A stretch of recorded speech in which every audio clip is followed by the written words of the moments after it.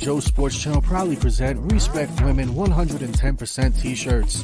These shirts come in 4 different colors: blue, pink, green, and yellow. These shirts cost exactly $25 US and Canadian. With each purchase, $5 will be donated to the Women's Breast Cancer Research Awareness. And don't forget, every Saturday night at 10:30 p.m. Eastern Standard Time, go to YouTube and search up Joe Sports Channel to catch up on new sports news and any special guests that may appear. And if you want to purchase more merchandise, go to joebooney48.wixsite.com/merch.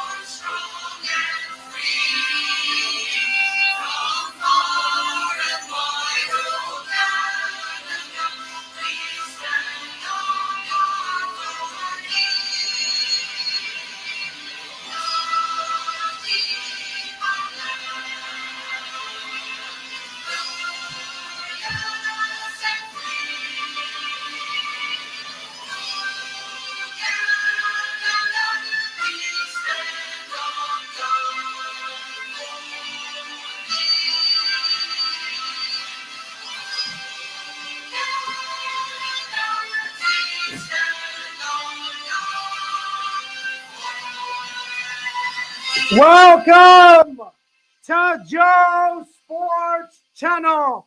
You can follow me on Joe the Fighting Jane Instagram. You can follow me on Taker Devil and hashtag Joe Sports Channel. Ladies and gentlemen and boys and girls of all ages, I can't be more thankful and more thrilled bringing on play-by-play announcer from the Toronto Maple Leafs, Joe Bowen. How are you, Joe? I'm good, Joe. I haven't heard that song in a while. That was nice, a nice rendition of the national anthem. We're kind of hoping we can maybe get back to seeing it in a full house at the Scotiabank Arena in the hopefully not too distant future. We hope so too, my friend. How are you doing? How's the pandemic treating you, Mr. Bowen? Oh, just ducky. Just absolutely ducky. No, I've teased a bunch of people saying that I probably had more experience at this than others, because the Leafs missed the playoffs for 11 straight years and then didn't do anything during the summer. But when my slow pitch season got canceled and now the hockey season that I play in is postponed, I'm getting to it that I've just about had enough of this thing, and let's hope we can get through it here and get over it. I've had enough of this, my friend. You have been my idol since I was 3 years old. Every time before I go to sleep, I would love just to hear your voice. And you have mentored me in every single way. And the reason I'm here today, I swear to God, on my mother, on everybody, and especially the mighty God, it's because of you. Thank you so much for everything you have done. And if I shred a few tears, that's good tears coming down, because I never had this opportunity, and I finally got this. Well, I appreciate the kind words, Joe. Maybe you should try to broaden your horizon a little bit and find something else to do. But I appreciate it. I know I've had lots of comments with people over the years who are going into broadcasting or whatever, who have said that, you know, they spend a lot of their time listening to me, sometimes in an automobile coming home from a hockey practice or a hockey game or something. So it's always very gratifying to hear that somebody enjoys what you do, and I appreciate your kind comments. Thank you. You know, hard work pays off at the end. Never give up. 13 years of commitment. I've been doing it since I was 6 years old. I'm 20 years old now. You know, you got to fight for every opportunity you can, because nobody else is going to fight but yourself. I have a lot of good questions to ask you, Mr. Bowen. I first want to get into... Hey, first, stop. We're not doing this if you're going to call me Mr. Bowen, because that sounds way too old. So you either buck up and start with Joe, or this interview is over. Okay, I'm sorry. I wanted to ask you, Joe, that when did you discover you wanted to become a broadcaster? About 2 minutes after I figured out that I wasn't good enough to play goal in the National Hockey League and replace my idol, John Bauer. So this would have been, I guess, second year high school, growing up in Sudbury. And about that time, I thought about maybe getting into something to be in line with sports. And I really didn't think that much about as going into it until I did get to University of Windsor and got involved in the student radio station down there at CKLW. Good for you. I remember in 1982, you started commentating for the Toronto Maple Leafs, and I think it's your 3,000 game on 2017 when the Toronto Maple Leafs defeated the Detroit Red Wings 3-2. Can you take me back to that moment when that 3,000 game came up? What went through your head? Were you excited? Could you believe it? Finally, wow, I accomplished this for so many years. I was more impressed with game 2, to be honest with you, Joe, because they asked me to come back after game 1. So, if you stay at it long enough, those numbers are going to add up. And one of the things that I was, when we got close to that number, a friend of mine, Paul Patsko, who's a bit of a hockey historian, and you can certainly follow him on Facebook. He has some great interviews and stuff with a lot of the original 6 players and that. But he came up to me when we got close and he said, Joe, I think you've done more games than Foster Hewitt did. And I looked at him and I thought that doesn't sound right, because Foster worked for so many more years than I had at that point. But then he went through all of the newspaper clippings, articles and whatnot, and reminded me that when they first started doing radio, they were only doing 1 game a week. It was too expensive to go on the road, and the technology wasn't there. The seasons were shorter. They played, 50 and 60 games a year.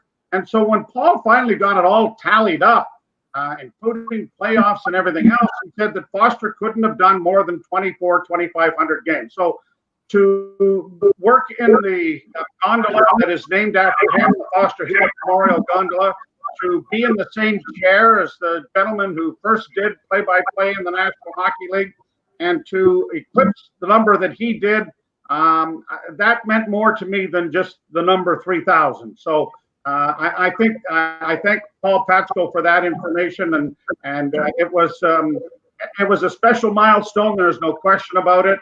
But as I say, game 2 was probably as important a milestone as any. After game 1, they at least let me come back for an encore. Applause to you, my friend. Congratulations on that. And I'm very happy with you. No problem. Thank you. What does your passion for sports come from? My dad played goal for the University of Western Ontario Mustangs while he was going to medical school. He was an avid Leaf fan. We sat together watching Leaf games as long as I can remember. And he was very much a part of my growing up as far as hockey is concerned. He was very generous. My dad put together a bit of an all-star team in Coppercliff, just outside Sudbury, and he spent his own money buying uniforms that included home and away jerseys and socks. And one day, just before Christmas one year, he arrived. He had a huge couple of boxes, and he had bought everybody a pair of green pants to go with our uniform. So he instilled the love of sport in me, and he was at every activity that I had. I unfortunately lost him just before I was going into high school, but I never forgot his love of the sports, and subsequently, and I have certainly done my best to raise 4 boys who were very much involved in sports and hockey and baseball and various other things to be a reminder and maybe a tribute to my father and their grandfather. My condolences go to you. I'm very sorry about that. I can't imagine what you've gone through. Seriously. Father means everything.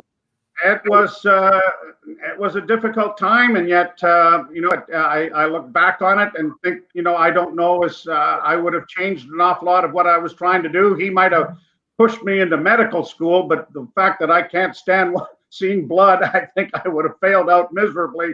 So I might be in the same position I am now if he had been able to hang around a little longer. Now, I don't know if you heard, you probably heard this probably a couple hours ago, the Toronto Raptors are going to be playing in Florida. That's going to be their home games. Now, during this new season coming up for the 2021 season with Toronto, are we going to have the Scotiabank Arena, or are we going to play somewhere in the States? Because I have a feeling we're going to play somewhere in the States, maybe Buffalo, some arena down there. I don't think our government's letting us play our teams here in Americans. Teams can travel. Do you have any insight on that? Joe, I don't have any more insight or information than what you're hearing. But what I tend to hear is that the NHL, because there are so many Canadian teams, that they would have to create some sort of a Canadian division. And until things opened up a little more to allow cross-border participation, that the Canadian teams would play amongst themselves. And so a Canadian division, maybe 3 divisions down in the States, that would be geographically organized to that extent. But I mean, we are in such a time where things change by the minute and by the hour on this damn pandemic. So I really don't know. They may postpone it. There may not be a season.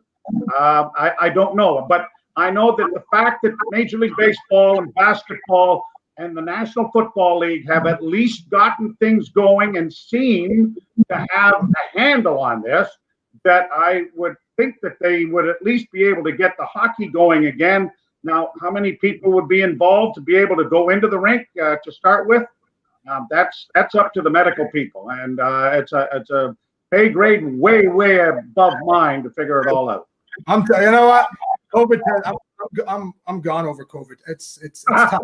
It's tough. Well, you know what? Stop doing this. Get out there with your chemistry kit and find a damn reason that we could get some sort of a pandemic ending to this. And I know a lot of very bright people, a lot brighter than me, are working on this. But boy, we sure give them Godspeed, and we hope that they come up with some sort of a vaccine here in the not too distant future. It seems every day we hear about something that gives you at least a little glimmer of hope that it's around the corner. So hopefully it's fairly quick. And I know you're a Green Bay Packers fan, and this is when Aaron Rodgers won the Super Bowl against the Pittsburgh Steelers. Nice. I'm way beyond a fan, Joe. I own the team. Yeah? Yes, I do own the team. Well, actually, my sons and I own the team. We consider us to be the majority owners of the team with 1 share each. 7-2. Are we finally going to have the opportunity to go to the Super Bowl this year? Well, I see the potential. They're in first place in the Northern Conference. I don't see why we aren't at least a favorite. Every team has an Achilles heel or has something that they would like to improve upon. I think the Packers want to improve upon their defense and maybe their pass catching a little bit to augment Rodgers. But I've been pretty impressed with them, to be honest with you. And Matt LaFleur is one of the real bright young minds in the National Football League. I've been really, really impressed with not only how he coaches the team, but how he handles his players. And a lot of dicey situations have been eased over very nicely by the way LaFleur handles people on an individual basis. There's rumors going around that Aaron Rodgers is going to leave Green Bay. I don't believe in that baloney. I think Aaron Rodgers is going to sign for another 5 years. People are talking Chicago. People going back to San Francisco. I think we give him 5 more years. You keep Aaron Rodgers healthy. I think the biggest mistake we did is draft a quarterback. Aaron Rodgers says that's a waste of a pick. Do you have anything to say on that? Because I think we should have drafted a receiver, a defensive coordinator. We should have picked up somebody that is useful for the team. Jordan Love, yeah, he's there for just for now until Aaron Rodgers is done, right? Well, you never know. You need to have a major league backup at every position, no more so than the quarterback position. All you have to do is look at the Chicago Bears and the mess they've had for so many years. So drafting Love, yeah, it was a bit of a puzzle. But you know what? The people that are in the general manager and president's chairs of any National Football League team are looking big picture, not just short picture. And I've been people get all upset about the wide receiver. Why didn't they draft why didn't they draft Chase Claypool, for example, who's tearing it up? And I say, if you look at the history of the Green Bay Packers, the wide position, the wide out position, and wide receiver position has always been built from within. Not going out and spending big time dough and bringing in free agents and everything. And every great wide receiver that both Favre and Rodgers have thrown to have been homebred and been late round draft picks or free agent, just signings. And I don't disagree with the choice. Let's put it that way. So you're okay with Jordan Love? I'm okay for Jordan Love because a couple of years ago when Aaron got hurt, we were running around trying to find someone to play quarterback. And it's the most important position on the team. And he is going to get, a crash course in how to play quarterback by watching the best in the business. He is the best quarterback in the business. I love it. Packers fans, we're cheeseheads for nation. Now, Joe, I want to go back to hockey. Joe Thornton signed a 1-year contract with Toronto. Are you happy with that deal? We get an old veteran that kind of comes in, teaches the younger kids on the ice. Well, I think it says, Joe, and management, I think after a year of seeing this, the core of the Leafs at this point, the guys who make the most money, the guys who are supposedly going to be that core going forward, are pretty much all the same age. And I think that if you're having a discussion with somebody who's the same age as you and making literally the same kind of dough you are, it's pretty tough to be the one putting the finger on any of them that this has to change or we got to do this different. And I think that the addition of Thornton and the return of Jason Spezza gives the dressing room an older crowd as well to be a part of the leadership group. And I think that's something that they looked at very hard this year. Marlowe left and things weren't quite the way that they should be. And I think that the addition of Thornton is going to play an integral role in that department. Now, it's all well and good, but Joe Thornton has to play. You can't lead from behind. You got to lead from in front. And you can't lead from the press box. If you're not on the ice, if you're not going through what everybody's going through, it's pretty tough to have a voice in a dressing room under those circumstances. So I'm glad that he's playing in Europe. He obviously is excited as hell to be coming to Toronto, and I think it'll be a key part of the leadership group on this team. How much we'll get out of Joe Thornton on the ice remains to be seen. He's been a talented player and a very unselfish player. And on a power play, I think that having him off the half boards is going to be pretty nice with a lot of the good shooters that the Leafs have working on a power play. Well, if you remember a couple of years ago, Adrian Thornton got into it when they ripped the beards. If you remember that game when Thornton, that was one of my memorable moments there. Now, well, Nazem isn't here to apologize, but I'm sure he has. Yes. Where did you come up with Holy Mackinaw? That is one of my favorite phrases from you.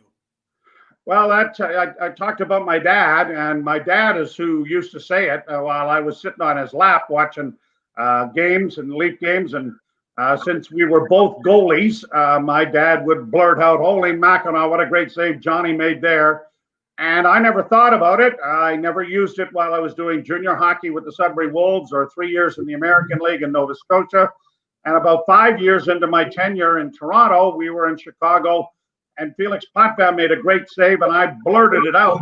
And Bill Waters, who was doing color with me at the time, he fell off his chair laughing. I thought, well, if I get that kind of response from my color guy, maybe I should use it again. And it subsequently has kind of hung on. And I don't go to a game and say, okay, I got to get one in tonight, or I need two tonight, or anything. I mean, we went a whole season the year that they went into the tank and ended up drafting Austin Matthews. I don't think I used it once. So, it's just if it's there, it's there. If it's not, I'm not looking to try to force it on anybody. Austin Matthews in the National Hockey League, very talented. He has a couple of years. I think he should be the captain of Toronto Maple Leafs. Give him a few years down the road, and I think we should give him the seat. That's my personal belief. I'm not sure what you think about Matthews, because I know Austin Matthews has a lot of talent during the postseason playoffs. They like to kind of, what's the word? He's not like in the regular season, I guess, scoring more goals, more assists in the postseason. He's kind of down and out. Do you think he should be the captain in a few years, Joe? Because I love him. He has so much. If he stays, yeah, I can see it happening. I think there are other candidates. If John Tavares left or if something happened, I mean, Morgan Riley is a marvelous individual and a real leader. I wouldn't have been surprised when they gave the C to Johnny that it might have been sewn on the jersey of Morgan Riley too. You need to be mature, and I think that's a thing that Austin Matthews is obviously going through. But in future, who knows? I mean, you don't know who's going to be here. But he, as he grows and he matures, his leadership skills will obviously blossom as well.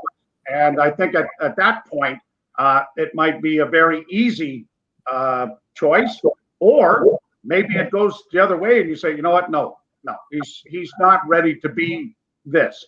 But that's a ways down the road, I think. But there's no denying that he will be the offensive leader of this team for as long as he pulls the Leaf uniform over his head. Tremendous talent, great goal scoring ability, and is going to be a key component to any success that this team has in the near future and hopefully long-term for future. Thanks for that. Thank you for answering that. Joe, what is the key to be a successful broadcaster in your field? Get the score right, get all the commercials in. Get all the scores right. Because I remember you know what? I have lots of people, guys who send me their tapes and say, you know what's this and what's that, and the things that I learned and some of the keys that I give back. And for instance, my son David is playing junior hockey in Sudbury with Rayside Canadians, and so on Hockey TV I can watch his games, and I get to see all of the broadcasters from the NOJHL, and some are right there, some are very good, and then you hear other guys and you go, I think these guys have just got out of the bar. But the things that I have always said to them: one, it's not World War III.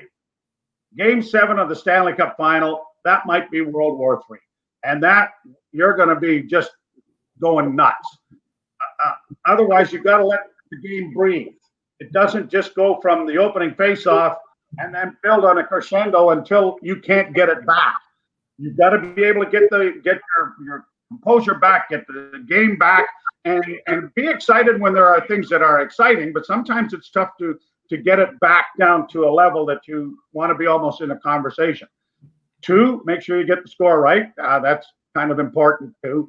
The other thing that I tell them is that it's and tell the score a lot. And the other thing I say to them, if I'm watching on TV or just happen to tune in, or I've picked up their radio call, a lot of us don't know all of the players. We don't even know half the players on the team that I'm following and that I want to follow, my son's team or anything of that nature. So many times it's more important to tell who has it, i.e. which team has it, than to identify the player on that team who might have it. So I think you have to kind of build that into your game. And I think that you also have to, I used to just take an egg timer and flip it over. And every time the egg timer ran out, I said the score, regardless of what was going on. You can always get the score in. And a lot of people don't, you're sitting there waiting, you just tuned in, you've been out doing something, you're listening to the game. Jesus, well, you tell me what the damn score is. So just little things like that. And obviously, you're all going to be your own worst critic. Listen to yourself. Sometimes you have little crutches that you do. Here's the perfect example. Wendell Clark, when he arrived and we all had to go and interview him, we were sitting there doing a one-on-one with him, and I'd ask him a question, and Wendell would say, well, and then start the answer. And after about 5 of these, I said to him, Wendell, I don't know.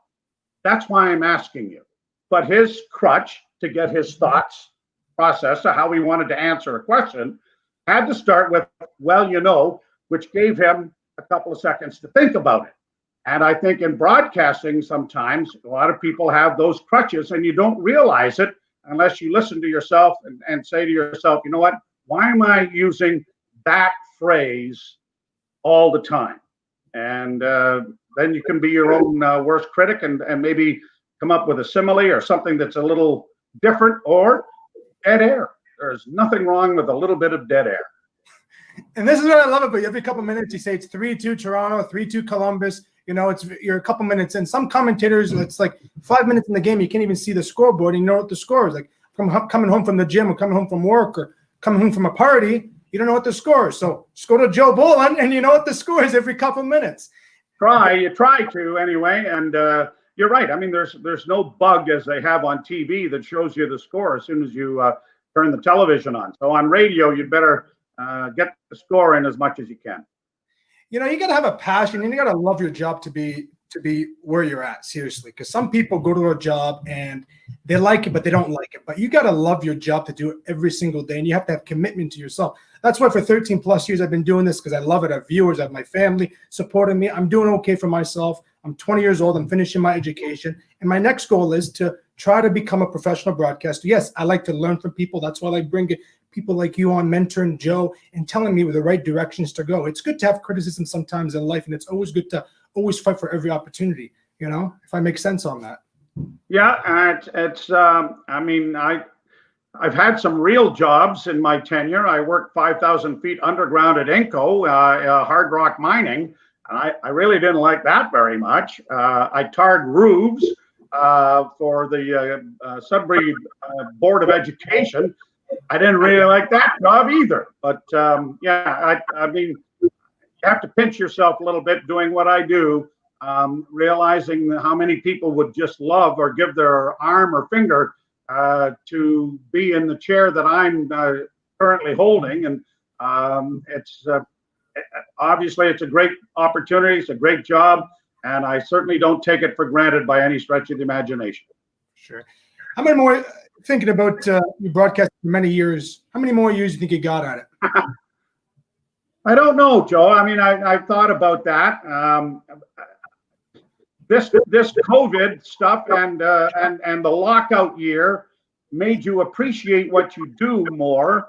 I will know when I'm getting too old for it, maybe, and I can't either see properly or keep up or things of that nature.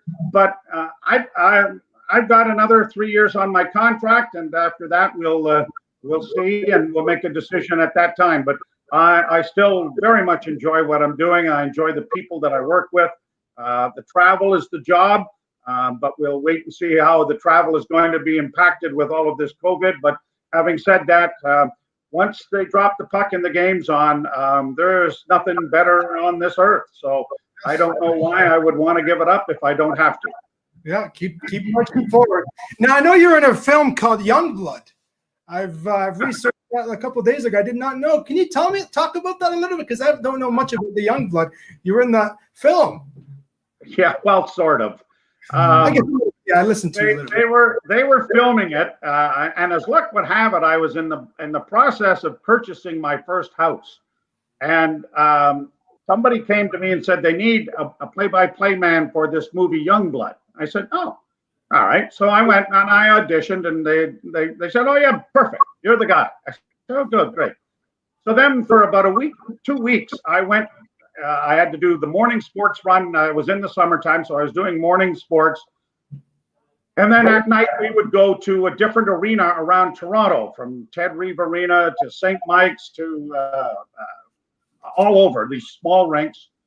And I would sit in the makeshift press box that they had, and I would watch them make this movie with Patrick Swayze and Rob Lowe. And I did nothing. I sat there for 2 weeks and did absolutely nothing. And thank God the Summer Olympics in Los Angeles were on. So I at least got a monitor up there. I was watching the Olympics until 2 or 3 o'clock in the morning. But finally they said, okay, we need you to do some play-by-play. I said, okay, great. I hadn't even seen a script. I didn't even know who these people were half the time who were down on the ice. And he said, well, just do some play-by-play. I said, great. Who are these guys? What's their characters' names? What's it? So, like, I wasn't doing actual play-by-play of what I was watching. I had to ponder it up in my mind and do it. So anyway, we did that. And then they did a little pan up from the ice, from the characters, just enough that when you saw me in the press box, I looked about that high. And that was my starring role in Youngblood. But they had to pay me as a principal actor because I had a speaking part. So for 2 weeks doing nothing while I sat on my ass, I made some pretty good coin, which went right into the mortgage of my first house. That's good. Good. That's really good. That sounds interesting. I would love to. That was like right off the spot. Here you go. Yep. Frederik Andersen, is he a long-term Maple Leaf? Because there's so much rumors going around. They want to get rid of him. They want to keep him. I love him personally myself. I think he's a fabulous goalie. I think he's top 5 easily in the National Hockey League. Are we going to get somebody younger? Are we going to get Tuukka Rask? What's happening with that? Did you ask to interview me or the general manager of the Toronto Maple Leafs? To interview you. Then if you want to answer that question, you better phone the other guy. Because, Frederik Andersen is an elite goaltender. And if you're going to replace him, you better replace him with someone of equal ability or better. And I'm not sure that in the Leaf system that they have that. I'm not sure they want to go out and make a huge splash on a trade. But without question, and this isn't rocket science, the most important position on the team is the guy with the pillows on his feet. And you have to have major league goaltending in order to win championships. Now, we've seen that time and again at any team that's taken a run at the Stanley Cup and actually won it. If the goaltender isn't the Conn Smythe Trophy winner, he probably should be under those circumstances. Frederik Andersen has got to prove that he is that kind of a goaltender. And the only way you can do that is by getting into the postseason and then making sure that bit doesn't come out of your mouth as you take a solid run at the hardware. And at this point, he hasn't done that yet. Yes, I'm so grateful that we have defense finally for the first time in a long time. We have big guys, young guys. I think this year we got a good chance going to the Stanley Cup final. I think we can do it. I think we can win the Stanley Cup, Joe. Well, you know what? I was a Boston Red Sox fan growing up, and it only took them from 1918 to do it. And then the Chicago Cubs, that only took them from 1908 to win the World Series.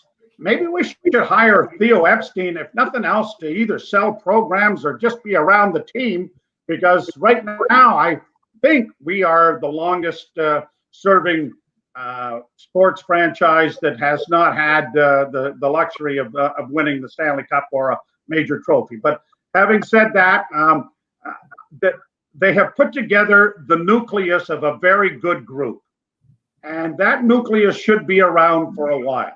And you're going to be disappointed more than you're going to be rewarded. It's just the nature of this business. There are 30 other teams trying to do exactly the same thing as you, not just 5 in the old days when there's only 6 teams. Now there's 30. So a lot of very intelligent, bright young people, owners with lots of money, are doing the exact same thing that the Maple Leafs are doing. And I say to my boys, I say, it'll happen. I hope it's on my watch. But when it does, don't ever take it lightly. And we've seen that with the Packers. My sons have seen 2 Super Bowls. I said, you know what? The last one I saw before Favre's was Bart Starr, and that was a long time ago. So, 1967. That's when the Leafs won the Cup. All right. Right. There you go. So you have to hang in there. You've got to take the thin with the thin, because there's going to be far more thin than thick. But when it does happen, it's going to be obviously a very exciting time for the players, for the broadcasters who happen to be doing the games, and certainly for the fans. Absolutely. I remember in 2005, 2006, my favorite time was Matt Sundin, Darcy Tucker, Thomas Cabell. That was my favorite memorable moment watching the Leafs back then. And, you'd see Darcy Tucker. Just the chemistry back then is totally different. Hockey back then was a lot different. The fans were different. It was a harder game. It was stronger. There was more fighting. Now, there isn't much going around with that, Yes and no, Joe. I mean, the fighting is obviously not there. Yeah. But one of the things I think that Kyle Dubas saw, certainly this year and past years, but this year, after his first year of sort of running the operation, was that the regular season is one season. The playoff season is a complete different animal. And you have the old adage that Conn Smythe said so many years ago, if you can't beat them in the alley, you can't beat them on the ice. Still holds true to a certain extent. You're not dropping the gloves and beating the hell out of one another, which they did a lot of back in the old days. But you still have to have that grit and tenacity and physicality that will, if nothing else, pay back the team that is going to be physical with your team. And I'm sure that one of the things that the defense corps with the Leafs said after Wayne Simmons was signed, said, what, great, finally. That's somebody who might go in on the forecheck and really do some damage, because we're getting our faces pasted up against the glass all the time at the other end. And the player that pushed back previously was Nazem Kadri. And unfortunately, he got suspended for twice trying to defend a teammate.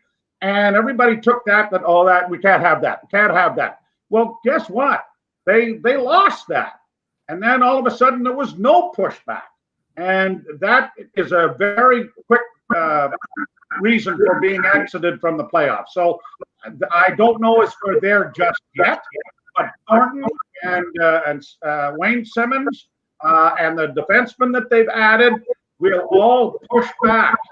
And that's just a big part of this team's makeup that needs to be corrected, in my humble opinion. And I'm glad to see that they have moved in that direction. I absolutely agree. And if you look at the Boston Bruins for a sec, they're big, they're tough, they're bullies, and they always hit and they always sing. Toronto and Boston, when they always play, Boston is all over us. They always hit us. So that Jake DePress hit and Nazem Kadri got suspended. Why didn't DePress get at least 5-minute penalties or kicked out of the game? It was captain. Again, you're talking to the broadcaster. If you want to answer that question, phone the commissioner of the National Hockey League. You can have him on next week. I was just asking your opinion, Joe. I know. I agree with you. I didn't think that Nazem deserved that kind of treatment, and then you saw what has gone on subsequently, and you go, well, what's the difference there? Why isn't he suspended for the remainder of the series, if nothing else? Which is what Kadri got, ostensibly the dismissal from the 2 series with Boston. But you know what? That's water under the bridge, but that's something that, obviously everybody's going to remember. A good question from David Carruthers, actually. We have to beat the Dolphins first. Go, Finns, go. Keep interviewing guys. Show ideas. The Joe and Joe show. Keep up inspiring others through your golden voices. That's from David Carruthers. That's the guy who actually contacted the Dolphins. We don't have to beat them to the Super Bowl. They're 6-3. We're going to win the Super Bowl. Who cares? No, they're terrible.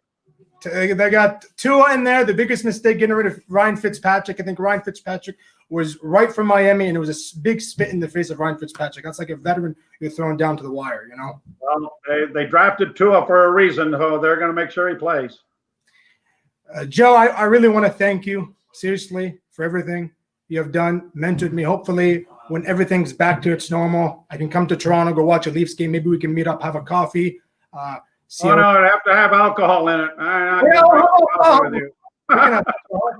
Coffee and alcohol, watch a game, whatever. I like to come and see the Scotiabank Arena. I've been to the Rogers Center multiple times. I went to the Scotiabank Arena actually twice in my life, and I really enjoy it. And I hope one day I can be in the field we are. I just got to learn, and I got to move forward. I can't keep looking back, because if you keep looking back, you're not anywhere. Yeah, something might be gaining on you. Thank you, Joe. I enjoyed it, and good luck with your career, and keep up to it. Thank you. Go Leafs, go and go Packers, go. You bet. Take And care. go Irish. Yes, go Irish. Go Bowen, play-by-play, Toronto Maple Leafs announcer. Thank you all. Folks, that was absolutely a blessing. Joe Bowen is a gift from God, and I can't be more thrilled having this guy on my show. Thank you all very much for the support. And you know what? Take every opportunity you can. Treat the word impossible as nothing more than motivation. Always march forward. One of my biggest quotes is, Alhamdulillah, I'm living this good life. I'm breathing on God's time. I can waste one breath. And you know what, folks? It's you folks that made me the person who I am. And, you know, before I go, anybody have any questions? You know, I think that was a fantastic interview. I think I learned a lot from him. I think there was great questions we asked. I asked him great questions. He answered them. I love the one where he was talking about the young blood. He was in that film for, I guess, half an hour, so maybe more. But that was truly amazing. Seriously.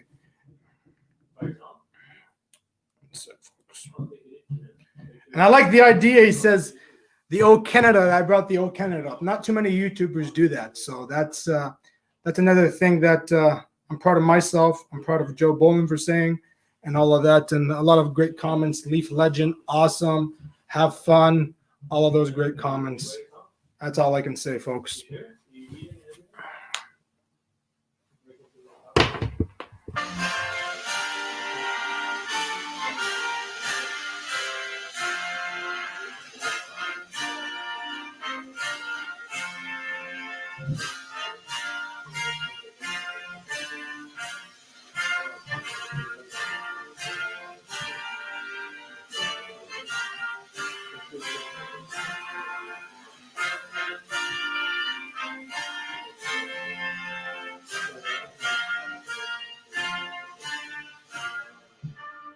To all my fellow Canadians, fellow Americans, I want to thank you very much, folks, for coming on the show. I really appreciate it.